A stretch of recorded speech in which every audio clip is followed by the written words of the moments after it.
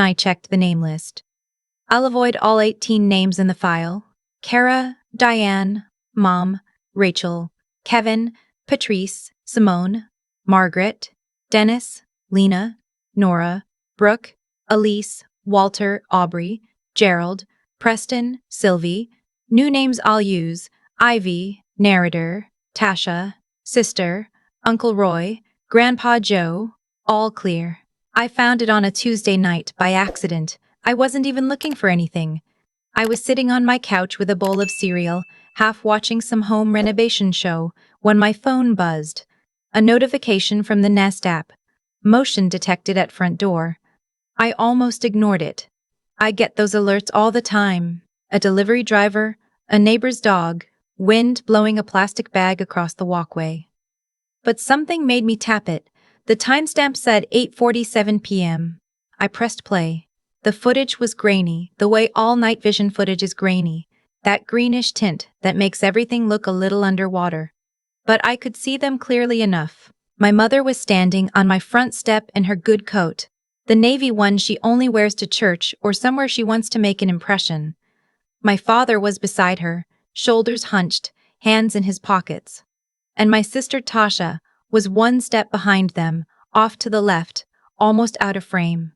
I watched my father clear his throat. Then I watched Tasha lean forward and say something I couldn't hear. She pointed at him. He nodded. He cleared his throat again.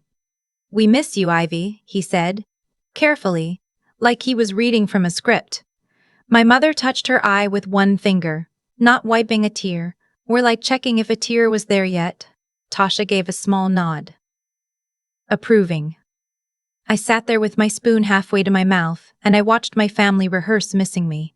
I need to back up, because none of this makes sense without the part that came before it. I'm 31 years old. I'm an occupational therapist. I share a house with a coworker named Felix. We split the mortgage, keep our groceries separate, get along perfectly well. I have a cat named Biscuit who refuses to sit anywhere except directly on my face at 4 a.m. My life is, by any measure, ordinary and mine. That last part took a long time to get to. I grew up the younger of two daughters in a house that ran on a very specific kind of logic. My sister Tasha was the complicated one. That's how my parents described her, complicated, with a kind of exhausted tenderness, the way you describe a car that needs constant work but that you love anyway. Tasha needed things. Special handling. Room to make mistakes and have them absorbed by the family without consequence. I was the other kind of daughter, the easy one, the one who didn't need much. I figured out early that not needing much was the deal I had made, whether I knew it or not. I got good grades without being asked.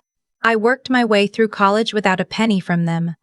They were saving for Tasha's art program, which she quit after one semester. I did not complain. I did not point out the math. I had learned that pointing out the math was what got me called selfish. There were 1,000 small moments, the birthday dinners that turned into conversations about Tasha's latest crisis. The holidays where I drove 4 hours and cooked half the food and left feeling like I had attended an event for someone else's family. The Sunday calls that always ended the same way, my mother sighing and saying, "I just wish you and your sister were closer," as if the distance between us were weather, something that happened to us both equally. I want to be clear, my parents are not monsters. They're just people who got very comfortable arranging the world around my willingness to arrange myself around them. They mistook my patience for supply. And for a long time, I let them. The thing that finally shifted it was not dramatic. No single explosion, no screaming match, no moment of sudden clarity. It was more like, I was driving home from Thanksgiving 2 years ago, and I realized I had not said one true thing the entire 4 days I was there. Not one. Everything I said was managed, calibrated to not start something, to not give Tasha ammunition, to not make my mother cry, to not make my father look at me with that particular disappointment he had when I failed to keep the peace. I had spent 4 days performing a version of myself that existed entirely for other people's comfort. And I was 31 years old, and I was so tired. I didn't make a dramatic announcement. I didn't send a letter or call a family meeting. I just stopped. I stopped driving 4 hours for holidays where I was invisible. I stopped answering the calls that were really just dispatches from Tasha's latest situation, asking me to intervene or loan money or mediate something I had no part in creating. I stopped editing myself into someone smaller so there would be enough room for everyone else. My mother called it a phase. My father left voicemails in that measured tone he uses when he's trying not to sound like he's angry, which is how I know he's angry. Tasha texted me things like, "I don't know what your problem is, and you're really hurting mom and dad." And, once, just the word selfish with no other context. I did not respond. Not because I had nothing to say. Because I had learned that responding was just another way of staying available. That was 8 months ago.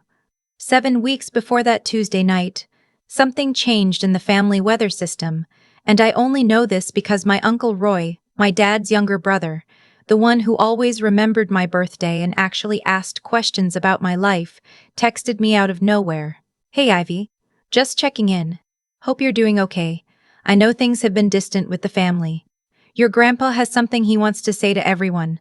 Family gathering being planned for the holidays. No pressure. Just wanted you to hear it from someone who actually cares how you feel about it." I stared at that text for a long time. Grandpa Joe is 81, sharp as ever. He does the crossword in pen, still drives himself to the grocery store, grows tomatoes in his backyard every summer. But 81 is 81, and Uncle Roy's message sat in my chest in a particular way. I texted back, "Thank you for telling me. I'll think about it." I did think about it. More than I wanted to. Because here's the thing about cutting back contact with a family like mine, there's always something, there's always a reason they give you to feel guilty. A birthday, a health scare, a holiday, a grandparent's announcement. The reasons are real. That's what makes it complicated. Grandpa Joe's announcement was real. My love for him was real. And somehow my family had learned to stand behind real things and use them as shields. I decided I wasn't going to the gathering. I wrote Uncle Roy back and told him I'd call Grandpa Joe directly. He deserved to hear from me, and I deserved to talk to him without my mother managing the conversation from across the room. What I didn't know was that my decision had apparently set off something back home. That the gathering was being rescheduled, rerouted. That there was a plan being made. That plan showed up on my doorstep on a Tuesday at 8:47 p.m. I watched the clip 3 times. The third time I turned the volume all the way up and put my phone against my ear. "My father, we miss you, Ivy." Tasha, whispering, more feeling. "You sound like you're leaving a work voicemail." My mother adjusting her coat, smoothing something at her collar. My father again, trying again, "We miss you so much, sweetheart." Tasha, better. "Okay, and Mom, when he says that, that's when you, yeah. Like that. But maybe a little less, it looks like you're." My mother, I know, I'm working on it." I set my phone down on the coffee table. Biscuit jumped up beside me and headbutted my hand, the way he does when he knows something is off. I sat there for a while. I'm not going to dress this up into something more cinematic than it was. I didn't cry. I didn't feel vindicated. I felt something quieter and sadder than either of those, like watching a home video from a childhood you thought you remembered accurately, and realizing some of it was different than you thought. My family had driven to my house. They had stood on my porch, and they had rehearsed it. Not rehearsed what to say, exactly. Rehearsed how to feel, how to perform feeling in a way that would be most likely to work on me. Because they knew me. They knew what moved me. They had 31 years of data on what worked. And instead of just missing me, they had directed a scene. I did not go to the door that night. The app told me they rang the bell twice, waited about 4 minutes, and left. I called Uncle Roy the next morning. "Did you know they were coming to my house?" I asked. A pause. Honest pause. I know his pauses. No, he said. I knew there was talk about reaching out to you. I didn't know they were going to your door. Did Tasha plan it? Another pause. Longer. I think Tasha has a lot of feelings about the situation that she's expressing in ways that aren't entirely useful. That was Uncle Roy's very careful way of saying yes. I told him what I'd seen on the footage. He was quiet for a moment. I'm sorry, Ivy, he said. And then, you know your grandfather is going to want to talk to you, regardless of all this. I know, I said. I'm going to call him today. He'll like that. Uncle Roy, what's the announcement? What does he want to tell everyone? A small exhale. That's his to tell. But I'll say. I think he wants to say some things while he still can. About the family. About what he hopes for. I thought about that after I hung up. I called Grandpa Joe that afternoon. He picked up on the second ring, which meant he was probably in his garden. Phone in his shirt pocket. There she is, he said. Like no time had passed, like I was calling to tell him I'd be over for Sunday dinner. I felt something behind my sternum loosen. We talked for an hour and 20 minutes. I know because I was watching the call timer in the corner of my screen, not because I wanted it to end, but because I kept thinking, 1 more minute, 1 more minute. He told me about the tomatoes. He told me about a documentary he'd watched about the Civilian Conservation Corps in the 1930s. He asked me about my job, actual questions, follow-up questions, the kind that meant he was listening. And then, about an hour in, he said, I hear there's some distance between you and your folks. There is, I said. You doing okay? I'm doing better than I was. That's the right direction, he said. Simple as that. Not I wish you would work it out, or family is everything, or any of the other things I'd been bracing for. Just, that's the right direction. Grandpa, I said. Uncle Roy said you have something you want to tell everyone. I do, he said. But that's for when I can see faces. I want to see who's listening. I'll be there, I said. I know, he said, like he'd never doubted it. Here's what happened next. 4 days after the porch footage, I got a text from my mother. We stopped by to see you, but you must have been out. We'd really love to talk, sweetheart. We miss you so much. I read it 3 times. We miss you so much. The same words, written down now, cleanly, with no Tasha in the frame to correct the timing. I put my phone face down on the counter and went for a walk. I live near a small park. Just a few benches, a walking path, some trees that go absolutely insane in October. I sat on a bench for probably 40 minutes, not thinking in words, just sitting until my heart rate came down and I could think clearly. Here's what I landed on. My mother believed what she texted, or some version of it. People can rehearse something and also mean it. That's almost the worst part. It's not that the feeling was fake. It's that the feeling, whatever it was not enough on its own. It needed production. It needed staging and direction. And a second take. I had been loving people for 31 years who needed to rehearse missing me. I texted my mother back 3 days later. Not because I owed her a fast response, but because I decided what I wanted to say, and I didn't want to hold it any longer. I know you came to the door last Tuesday. I saw the footage from my camera. I'm not angry, but I am going to be honest with you. Because I think we've run out of room for anything else. I love you. I believe somewhere in there, you love me too. But love that needs that much management, that much performance, isn't something I can keep organizing my life around. I've been making myself smaller for a long time so there'd be enough room for everyone else. I'm done doing that. I'm going to Grandpa Joe's gathering because I want to be there for him, and because Uncle Roy asked me in a way that was actually about me. When I'm there, I need us to be honest with each other. No scripts. No Tasha stage directing from the side. Just honest. If you can do that, I would like to try. I read it over 4 times. Then I sent it. My mother did not respond for 2 days. When she did, her text was short. I didn't know you saw that. I'm ashamed. 3 more days passed.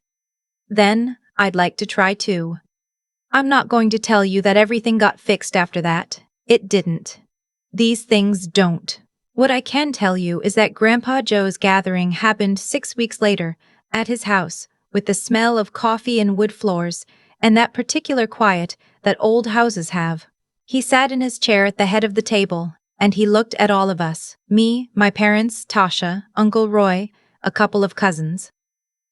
And he said the thing he'd been waiting to say. He said he was proud of this family, but that pride didn't mean pretending.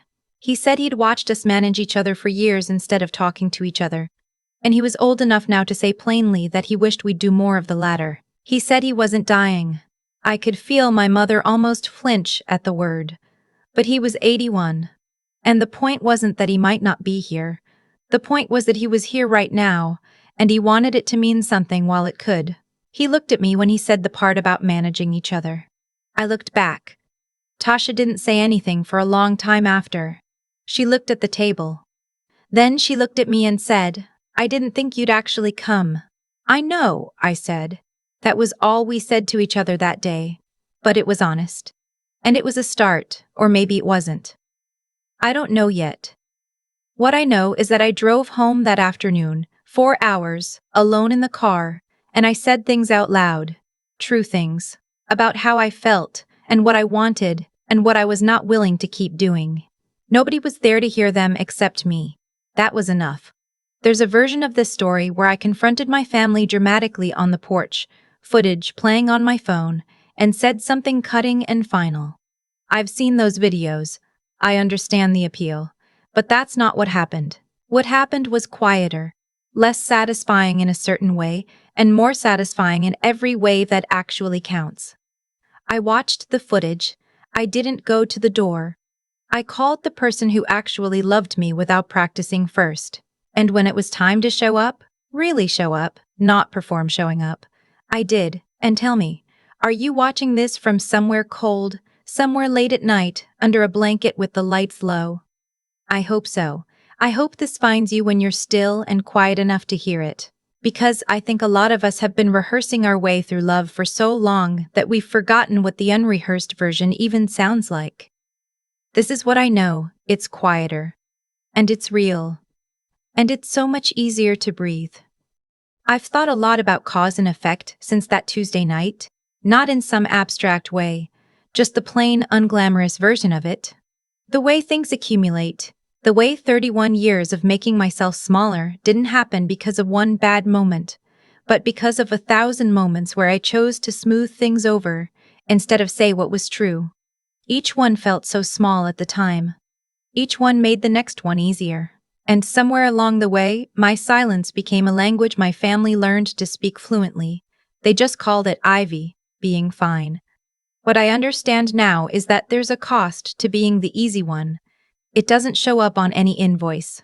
Nobody hands you a bill, but it collects anyway, quietly, in the place where your actual self used to have room to exist. And one day, you're sitting in a car driving home from Thanksgiving, and you realize you haven't said a true thing in 4 days, and that's when you understand what you've been paying, and for how long. That's not a tragedy, it's just a consequence. And the thing about consequences is they can be changed. Not erased, but redirected, if you're willing to do something different. What I did differently was small. I didn't perform my recovery the way my family performed their apology. I didn't make a speech. I didn't send a long email laying out every grievance in chronological order. I just stopped being available in the ways that were costing me the most, and I stayed available in the ways that were real. I called Grandpa Joe myself. I answered Uncle Roy honestly. I told my mother the truth when I was ready to, not when the pressure got high enough. That's the part nobody tells you about setting limits with people you love. It's not a dramatic exit. It's more like learning to stay in a room without disappearing inside it. Tasha is still Tasha. My parents are still my parents. I didn't fix them. I wasn't trying to. What I was trying to do, what I'm still trying to do, is be a person who tells the truth about what she needs, even when the people around her would prefer she didn't. That takes a kind of daily courage that doesn't look like courage from the outside. It looks like not answering a text for 3 days. It looks like driving 4 hours to a family gathering and sitting in a room with people who hurt you and choosing to be honest anyway rather than performing something easier. Intelligence, I think, is knowing the difference between what's real and what's been staged. My family staged missing me. The feeling underneath it may have been genuine, probably was, but they didn't trust it enough to just let it exist without direction. That's a kind of sadness that I can hold without letting it pull me back under. What I want for myself, what I'm building slowly, without a script, is a life where I don't have to rehearse who I am before I walk into a room, where the people around me get the unrehearsed version, and that's enough.